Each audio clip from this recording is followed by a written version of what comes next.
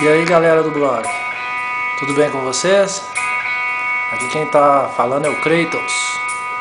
Aqui, eu fiz um vídeo anterior, aquele da TV Samsung, o adaptador wireless alternativo.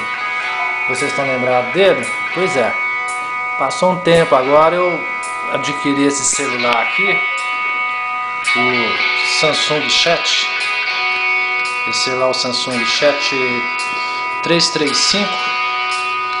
Peguei ele bem baratinho, um celular bem baratinho, ele me custou R$175. É o seguinte, no blog da gente, a Vida Blogger.blogspot.com.br, eu vou colocar as dicas todas que eu fiz dele e tal, que eu encontrei por aí, e também coloquei uns downloads, uns aplicativos, tudo lá para quem quiser baixar e pôr. Olha, esse celular é o seguinte, ele em custo-benefício, eu achei ele bem bacana, que barato e tal. Só que tem um detalhe, para quem está caçando aí o wireless legal, se conectar numa rede beleza, o recurso dele é fraco. Mas assim, pro dia a dia, a gente que roda de moto, joga celular para lá, para cá, esse celular eu gostei muito dele. A bateria dele é excelente, ela dura bem mesmo.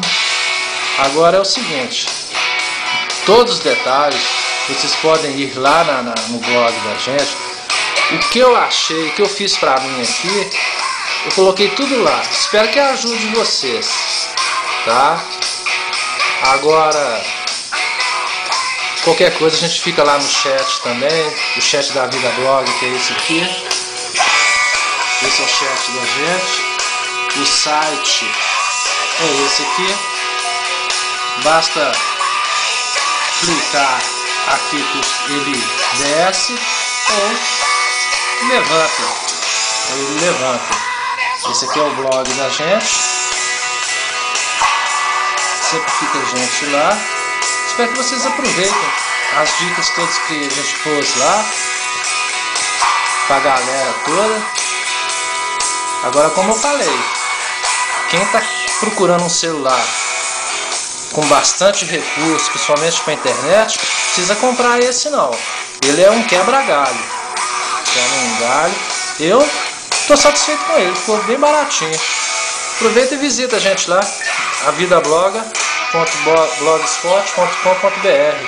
Um abraço para todos aí. Tchau. Fui.